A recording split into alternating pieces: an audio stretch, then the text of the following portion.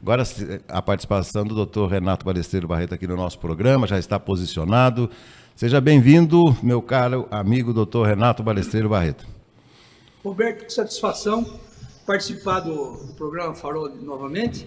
E agora, faminto, viu? Sabe por quê? Conversando, vendo a entrevista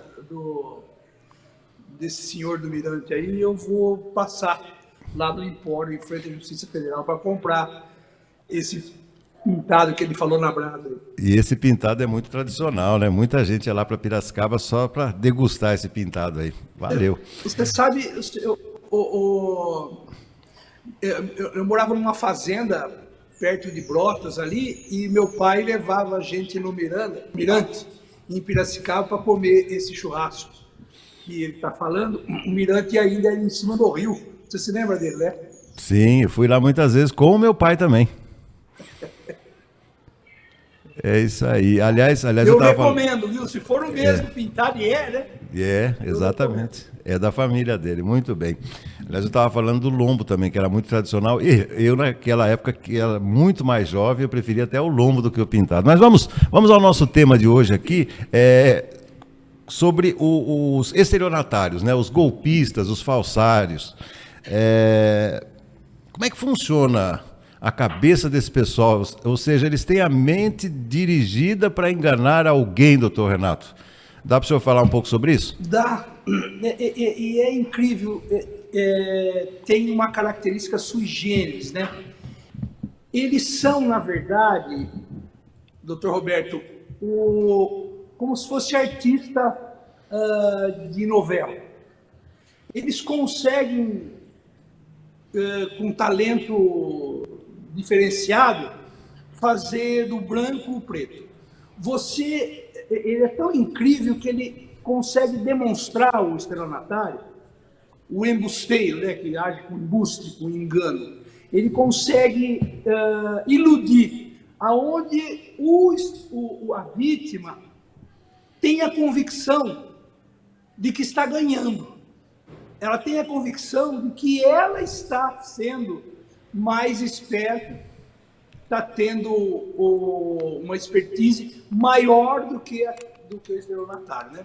É o famoso, tinha o ponto do vigário, né? Que é você perdia o bilhete, acabava vendendo um bilhete vencido, como se premiado fosse, e você comprava por um valor muito maior do que o valor, para poder, achando que estava se sobrepondo à sabedoria do estelionatário. Deu para entender o que eu disse? Claro, claro. Aliás, o conto do bilhete premiado, né? Até hoje, doutor Renato, tem gente que cai nesse golpe ainda. E começou o caso mais evidente da doutrina, né? Foi na Inglaterra, quando foi construída a Torre Eiffel. Logo o primeiro-ministro decidiu desfazê-la. Era uma quantidade de ferro enorme. E teve um estelionatário, eu não me recordo o nome agora, ele conseguiu vendê-la por 3 vezes. Naturalmente que não era a Torre Eiffel, mas era a infraestrutura dela, era o ferro que ela tinha. Um homem muito habilidoso na conversa, no convencimento. Aliás, teve gente que já conseguiu... Só que agora o que está... Sim, por favor, prossiga. O que está mais em moda agora, naturalmente, por conta da internet, da virtuosidade, ou você aplicar golpe nessas máquinas, utilizando das máquinas do próprio banco. Então, o falsário, né, o criminoso, ele vai no banco, dentro da agência bancária, e ele consegue inserir, Roberto, uma engenhoca, onde ele utiliza os dados que você está digitando ele capta ele antes da máquina do próprio banco receber. E aí ele consegue a sua senha. E ele entra na sua conta, Roberto, na conta do usuário do banco, e se a pessoa não tem dinheiro na conta positivo, ele consegue fazer um empréstimo. Ele consegue ainda tirar até aquele limite que você pode usar. E eu queria entrar, era meu desejo entrar nessa conversa, Roberto, para quem está nos ouvindo, que sempre que aconteceu uma fraude no banco, que você, primeiro, tenha a convicção de que eu estou dizendo. A responsabilidade é do banco, na minha opinião. E eu já demonstrei isso algumas vezes. Por quê? Foi o banco que foi ludibriado. Foi ele que teve a falha, Roberto, na segurança. Ele que negligenciou, permitindo que o falsário fizesse o embuste, a trama, dentro da máquina dele. Então, sempre que insistir com o banco para que ele te indenize. Não sei se você entendeu aquilo que eu quero dizer. A responsabilidade é do banco. Se ele fosse exercer essa vigilância, ele se propôs a cuidar do seu dinheiro. Se ele exercer a segurança aquele necessário, jamais o criminoso conseguiria implantar essa parafernália criminosa dentro do banco. Então, se tiver dificuldade, fale com o programa, entre em contato comigo, eu faço de tudo ali para esclarecer isso aí melhor e fazer com que o banco pague, ressarça esse prejuízo. Sabe outra coisa também, Roberto? Está me ouvindo? Sim, claramente.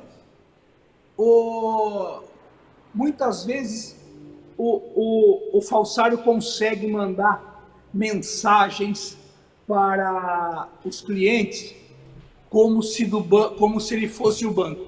E ele pede para que você faça, redefina a sua senha. E nesse instante ele absorve a sua senha e acaba fazendo empréstimos lá também. Novamente, eu digo, nos procure aqui no Farol, pega a minha orientação, eu faço o que for necessário para poder o banco pagar. Mais uma modalidade de estelionato, Roberto, que eu tenho que dizer agora. Toda vez que você for procurar na internet um bem, um objeto do seu interesse, uma televisão, um liquidificador, um micro-ondas, seja qualquer bem aí que você queira comprar, você sabe que o preço dele, por exemplo, é R$ 1.500. Se você achar por 1.370, por 1.620, ele está naquele limite, na faixa do que é proporcional. De repente você entra num site e esse site te fala que está vendendo na promoção por R$800, R$900 um bem que vale R$1.500. Não é verdade, obviamente, que esse preço, esse valor possa ser oferecido. Então você tem a obrigação, Roberto, de desconfiar que aquilo é uma fraude, né? Então você acaba comprando. E o incrível que possa parecer, você pega um grande magazine, por exemplo, o Magazine Luiza, por exemplo, ele não consegue registrar todos os nomes dele. Então aparece assim um site como o MGL, que seria um Magazine Luiza, e você acredita que aquele site é dessa loja. E você compra, e ele fornece um boleto para você com o nome particular dele. Quando você paga o boleto da sua televisão, cai o dinheiro na conta dele. Obviamente que você jamais vai ver essa televisão. E eu fiz questão de repisar dessas modalidades, que é o estelionato de agora. Estelionato presencial e agora o estelionato virtual, né, doutor? Exatamente. É. Exatamente. É isso aí. Bom, então, como o senhor bem disse aí, as pessoas que se sintam prejudicadas podem procurar. Aliás, o doutor Renato começará a abastecer a sua página aqui neste Farol com artigos a partir da próxima semana, já estamos vendo isso, e você pode procurá-lo através das páginas do Farol. Para a gente fechar... Roberto, só para que os nossos telespectadores entendam, o Tribunal Superior Eleitoral, o Superior Tribunal de Justiça, que tem uma segurança extrema da